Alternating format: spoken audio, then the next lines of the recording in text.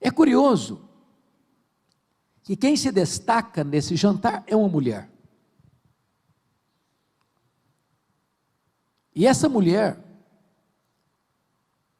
é incógnita, anônima, nos 3 evangelhos que relatam esse fato, embora Lucas passe apenas de raspão nesse episódio.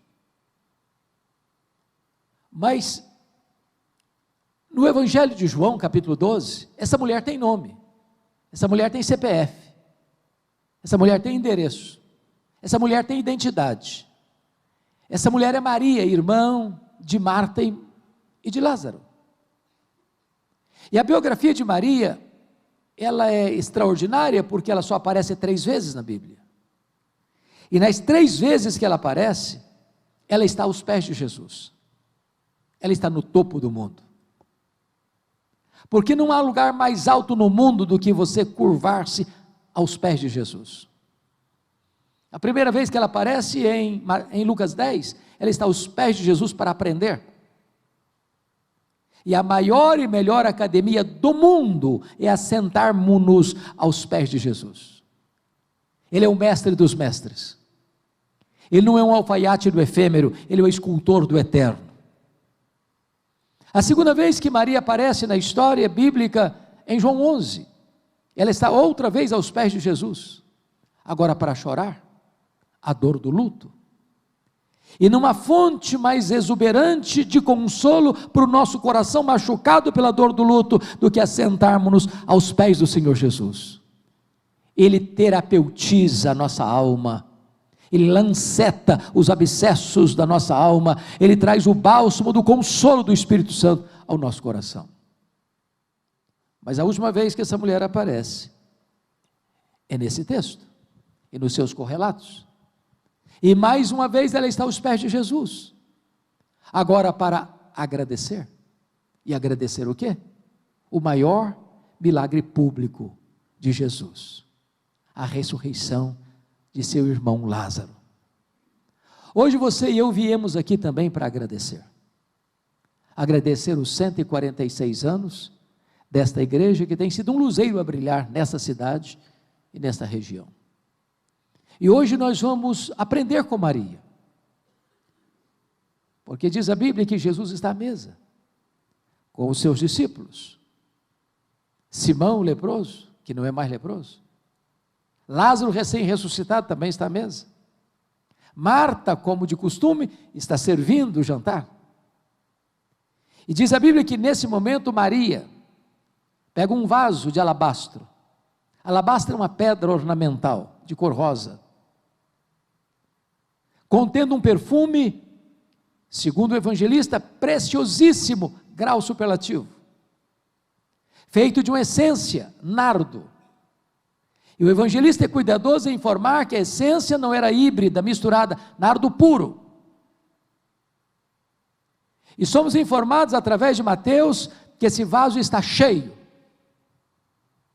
E somos informados por João que tem nesse vaso 1 libra de perfume.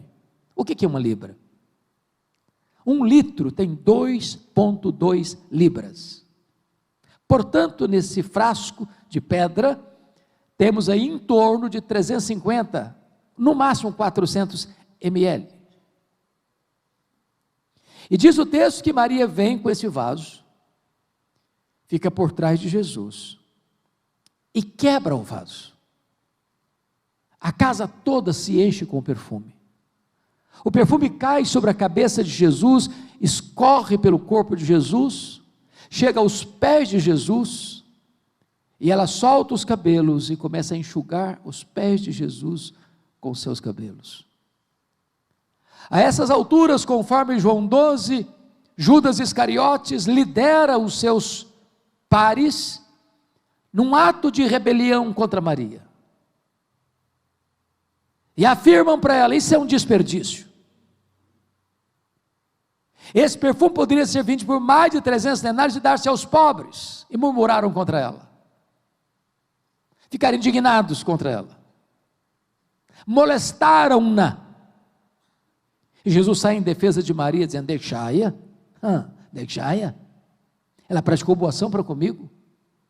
Os pobres sempre os tendes convosco, mas a mim nem sempre me tendes. Ela fez o que pôde. Ela antecipou-se a ungir-me para a sepultura. E em verdade vos digo, em todo mundo onde for pregado o Evangelho, será contado o que ela fez para a memória sua. E esse texto então, nos oportuniza a observar algumas lições que passo a compartilhar com vocês. A primeira lição, está aí no versículo 8, confira comigo. Está escrito, ela fez o que pôde. Você pode repetir comigo essa frase? Ela fez o que pôde. Sempre que leio esse texto, eu pergunto a mim mesmo, meu Deus, e eu? Estou fazendo o que posso para Jesus? Estou fazendo tudo o que eu posso para Jesus? Porque às vezes nós fazemos, mas fazemos relaxadamente. Às vezes nós fazemos, mas não fazemos tudo o que podemos. Às vezes nós fazemos, mas a nossa motivação não é pura. Às vezes nós fazemos, mas não fazemos do jeito que agrada a Ele. Maria fez o que pôde. Permita-me ilustrar. Alemanha, 23 de setembro de 1723, 11 horas da manhã. Ludwig van Zinzendorf começa uma reunião de oração, que durou 1 ano ininterruptamente. Movimento dos moravianos, que desencadeou num movimento de avivamento e avanço missionário. Para vocês terem uma ideia, cada 18 moravianos, sendo pobres, sustentavam um missionário fora da Alemanha. Alguns deles, não tendo dinheiro para enviar para a obra missionária, se vendiam como escravos, o que era possível na época, para comprar passagem de ida, para permanecer o resto dos seus dias pregando o Evangelho aos povos mais distantes. E quando eu escuto um relato desse, vem a minha pergunta, meu Deus, e eu? Estou fazendo o que eu posso para Jesus?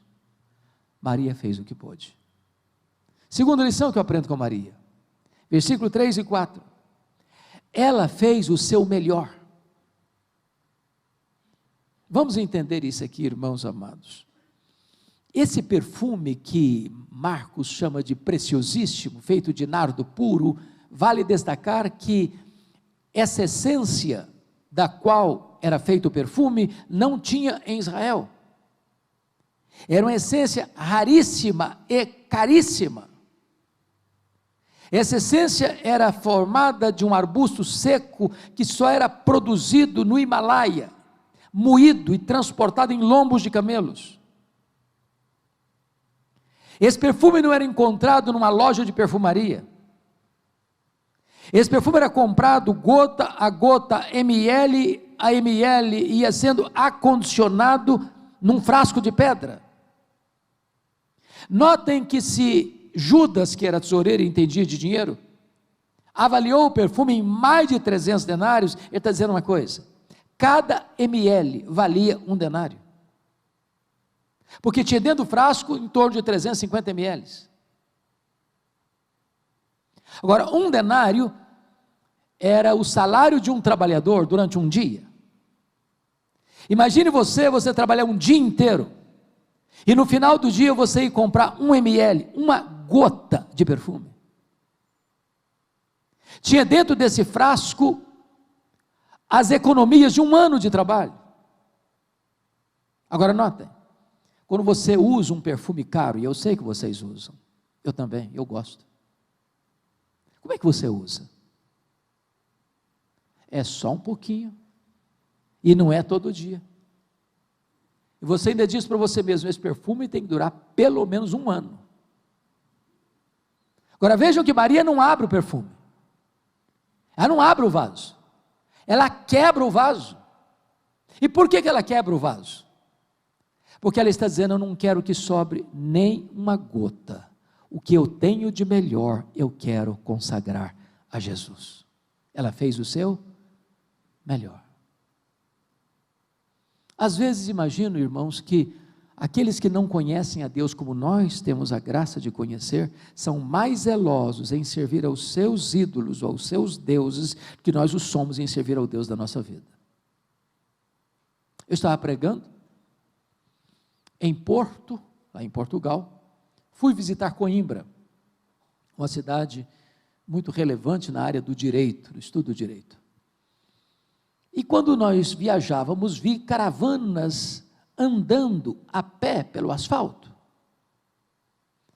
E aquilo me deixou intrigado, e eu perguntei: o que é que essas pessoas estão fazendo? Me responderam: elas estão indo a Fátima pagar promessas. E eu perguntei: mas a que distância elas estão andando? Me responderam: a mais de 300 quilômetros, a pé. Me veio à memória, sabe o quê? Que às vezes tem crente que moram perto da igreja, dá para ir a pé, não dá nem uma hora de caminhada, tem carro, tem ônibus, tem táxi, tem Uber, qualquer motivo é motivo para não ir à igreja, qualquer desculpa é desculpa boa para não comparecer ao culto.